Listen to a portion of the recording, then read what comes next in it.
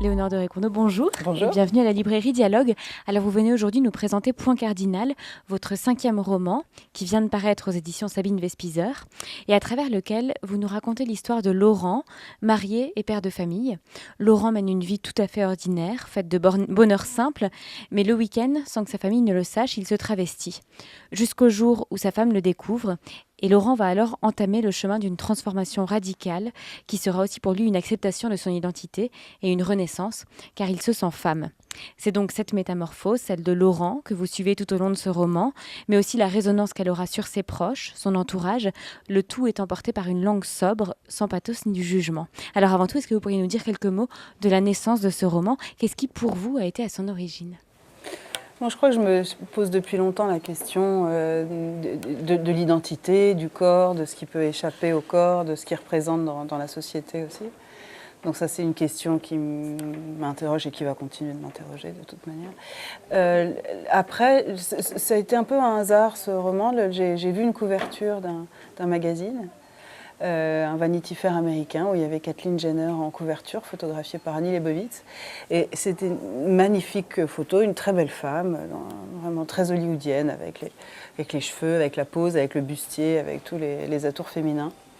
Et puis en feuilletant le magazine, j'ai compris que Kathleen était avant Chris, un homme, donc qui a fait sa transition vers 50-60 ans. Je crois que je ne connaissais pas son histoire particulièrement. Et Chris était un grand sportif avant. Donc il était vraiment allé au bout de ce corps d'homme. Bon. Et donc là, je sais pas, je me suis dit, mais comment est-ce qu'on peut vivre sans être dans le bon corps ? Et ça me semblait juste complètement vertigineux comme question, parce qu'on n'a qu'un seul corps, on va vivre avec, alors qu'on ait des rapports ambivalents, contradictoires, ça c'est normal, enfin plus ou moins en tout cas. Mais vraiment de se sentir en inadéquation fondamentale avec, ça me semble complètement fou. Et donc là, il y avait une brèche pour moi de ce questionnement-là, de comment on fait. Et j'avais envie de me poser cette question dans un milieu beaucoup plus ordinaire que celui de Kathleen Jenner. Et donc j'ai eu envie de placer cette histoire dans une famille, comme vous le disiez, heureuse, parce que la question de l'identité vient ébranler le couple, mais ce n'est pas une crise de couple, ce n'est pas une crise familiale, c'est une révélation de ce père. Et donc de pouvoir poser des questions qui vont de la paternité avec la place dans la famille et en effet les résonances que ça a sur chacun d'eux.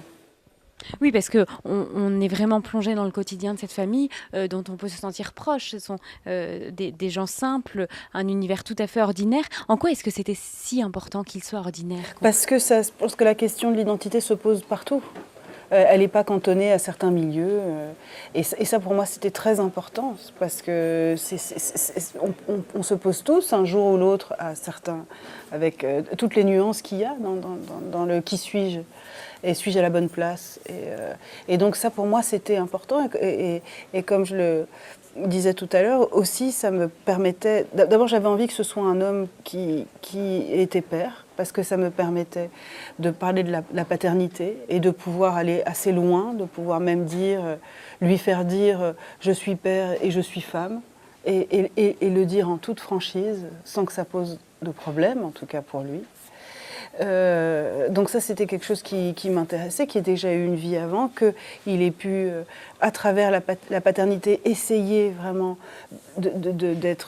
que sa masculinité soit complètement englobée dans cette paternité et que justement ça fasse taire un temps la femme qui est en lui.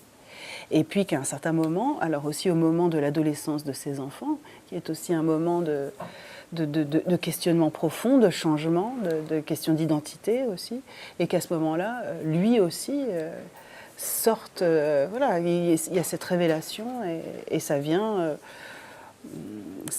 résonner chez chacun d'eux, parce que bien entendu, il y a sa femme. Et ça m'intéressait aussi de dire qu'il aime sa femme. Ça n'est pas une question c'est pas du tout une question d'orientation sexuelle, son histoire. C'est une question d'identité. Il va continuer d'aimer Solange.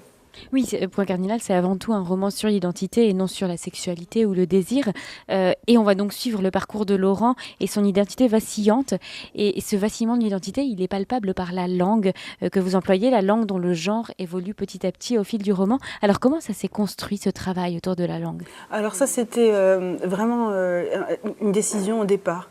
Je voulais que moi-même et le lecteur suivent cette transition et qu'elle se fasse en effet par la transition du pronom. Donc on démarre avec Laurent qui est il, qui se travestit. Donc quand il se travestit, c'est Mathilda, elle. Mais sinon, Laurent, il, quand il est en famille, quand il endosse ses habits d'homme, on va dire. Et puis à partir du moment où c'est révélé dans sa famille, où Solange, sa femme, s'aperçoit de ce travestissement de temps en temps, à ce moment-là, ça vient révéler la chose, et en la révélant, ça la révèle, c'est-à-dire elle existe. Et donc, Laurent se pense elle, et il est elle. Donc il y a Laurent, elle. Alors ce qui est très difficile d'écrire cette partie-là, parce que je me suis rendu compte, même si je l'avais décidé, que la langue française est extrêmement genrée, qu'il n'y a pas de neutre, qu'il n'y a rien entre. Donc moi-même, j'avais l'impression de faire des fautes d'orthographe et mon ordinateur me rappelait régulièrement que je me trompais de genre. Donc ça, c'était vraiment une expérience très intéressante parce que on se rend compte que le langage constitue la pensée et que le langage constitue une société, enfin que tout ça va ensemble. C'est-à-dire on est dans une société genrée, il y a le masculin et le féminin, c'est tout. Et il faut choisir son camp. Donc il y en a pour qui c'est très simple, et tant mieux, puis il y en a pour qui c'est quand même beaucoup plus complexe, et il n'y a pas d'option. Donc ça se voit aussi dans la langue. Et puis ensuite, à partir du moment où Lorraine est là, et Lorraine va travailler en femme le premier jour. Là, c'est Lorraine, elle. Donc c'était plus simple. Il y avait une sorte de cohérence, disons. Mais ce qui m'intéressait dans la période de transition, justement, où il n'y a pas de vocabulaire, il y a une sorte d'indétermination. Ça pose la question d'être, d'exister. Est-ce que s'il n'y a pas de vocabulaire, est-ce que s'il n'y a pas de grammaire, est-ce que s'il n'y a rien dans la société qui vienne me déterminer, est-ce que j'existe? Et ça, je pense que chacun des personnages se pose la question. Et Laurent, qui est Lorraine, qui est dans cet interstice pour l'instant, dit « mais est-ce que j'existe vraiment ?» Et non, en fait. Non, il n'y a pas de place sociale, en tout cas. Donc ça pour moi, ça venait soulever des questions extrêmement, extrêmement intéressantes, au-delà bien entendu, sur le genre et sur l'identité, mais aussi sur la place qu'on choisit, sur la liberté qu'on prend pour soi-même, pour les autres. Oui, pour soi-même et les autres, parce que les autres sont aussi très importants dans le roman. Bien sûr, il y a Laurent qui devient Lorraine et on suit cette transformation au plus près de ses émotions, mais on suit aussi le bouleversement que cela provoque pour son entourage. Alors, vous avez parlé de ses enfants tout à l'heure, son travail aussi, et puis sa femme, Solange. En quoi est-ce que c'est aussi un vacillement d'identité pour elle ? Mais je voulais qu'une grande partie, donc c'est un personnage très important aussi, Solange, du roman. Ça, c'était important qu'il y ait cet autre que l'on voit la répercussion. Et c'est une femme qui a vécu sans trop se poser de questions parce qu'elle était heureuse. C'est pas par manque d'intelligence, c'est juste par bonheur. Et puis elle a fait des choix dans sa vie qui semblaient fonctionner. Bon, il s'avère qu'elle comprend à un certain moment qu'elle a vécu à côté de quelqu'un dont elle savait peu de choses. Donc cette méconnaissance, on va dire, qu'elle vit au début comme une trahison, et comme le mensonge, ça vient résonner chez elle, ça lui pose beaucoup de questions. C'est-à-dire, et évidemment, elle se demande qui suis-je. C'est un moment de sa vie où elle est obligée de se poser la question d'elle-même. Elle a beaucoup vécu pour les autres, pour son mari, ses élèves à l'école, ses enfants. Elle est dans les autres, et puis tout d'un coup, ben non. Et moi ? Et donc cette question de « et moi », elle se la pose de sa place. D'abord, est-ce que je reste, est-ce que je pars ? Première question. Ensuite, est-ce que je peux à la fois rester et partir ? Est-ce qu'il y a là aussi une sorte de décision qui pourrait être un entre-deux ? Et puis de ce qu'elle veut vraiment dans la vie, et aussi le questionnement de l'amour qu'elle a pour Laurent et pour cette femme qui est là, finalement. Donc ça vient soulever des questions extraordinaires, comme elle se demande si elle est lesbienne, évidemment. Et comme aussi la fille va se dire un jour, mon père est une femme.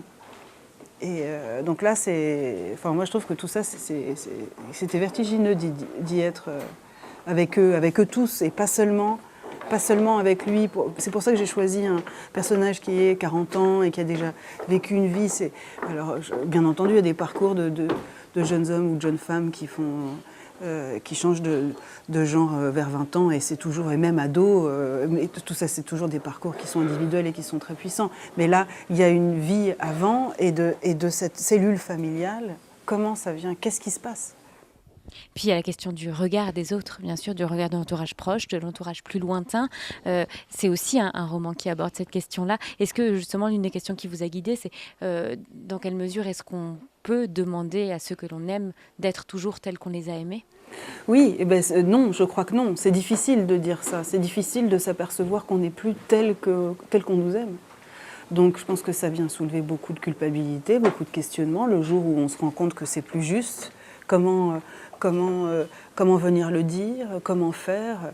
Et ça c'est très difficile, mais je pense qu'on a tous un moment ou un autre dans nos vies envie enfin ça arrive de se dire mais qu'est-ce qui se passe? Est-ce que je suis tel qu'on me voit? Enfin, très simplement. Et l'identité, on se la construit aussi dans le regard des autres. Ce que l'on est répercuté. Donc évidemment, quand Lorraine va travailler en femme la première fois et qu'elle arrive sur ses talons le premier jour dans son bureau, et que tout le monde la regarde en se disant mais c'est qui? Et puis que finalement tout le monde comprend, et évidemment, elle se construit en tant que femme dans ce regard-là, dans aussi le regard de la boulangère qui lui dit bonjour madame un jour, comme ça spontanément, et tout ça, parce que si elle se sent femme elle-même et que ça ne se voit pas, il y a aussi l'affirmation, l'adoubement, disons, par social.